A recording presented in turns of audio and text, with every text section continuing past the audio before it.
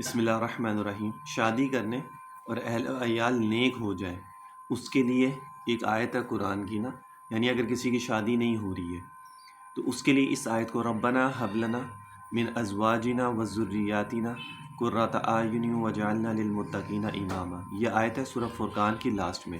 اور یہ میرا بارہا تجربہ رہا ہے اس کے اوپر۔ ہم تو اس کو صرف آپ لوگوں کو سمجھانے کے تجربے کا لفظ استعمال کر رہا ہوں، ہمارا تو یقین ہوتا ہے کہ جو جس چیز کے لیے پڑھی جاتی ہے وہ چیز اس میں لازمی فائدہ دیتی ہے نا، ہمارا تو اس میں یقین ہے، لوگوں کو سمجھانے کے لیے تجربہ کہہ دیتے ہیں۔ تو یہ میں نے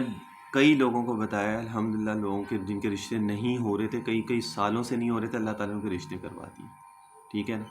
نارملی لوگ تو بتاتے نہیں ہیں، ہاں جو لوگ بتا دیتے ہیں دوبارہ سے جی ہمارا یہ کام ہو گیا، تو ان سے ہمیں اندازہ ہو جاتا ہے، ورنہ لوگ پوچھتے کہیں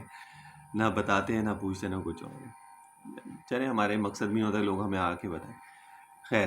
تو یہ آیت ہر نماز کے بعد 11 دفعہ آپ اس کو پڑھیں، 11 دفعہ ہر نماز کے بعد، وہیں بیٹھے بیٹھے پڑھ لیں نماز کے بعد، اور پھر اللہ تعالیٰ سے دعا کریں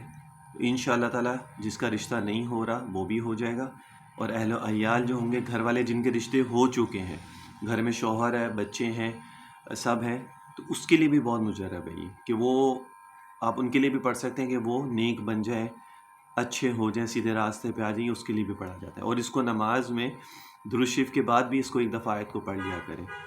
آپ دوسری دعائیں جو پڑھتے ہیں، رب جلنی پڑھتے ہو، ربنا آتنا پڑھتے ہو، کوئی بھی دعا پڑھتے ہو درود شریف کے بعد، تو اس کے ساتھ ایک دفعہ یہ آیت بھی پڑھ لیا کرو،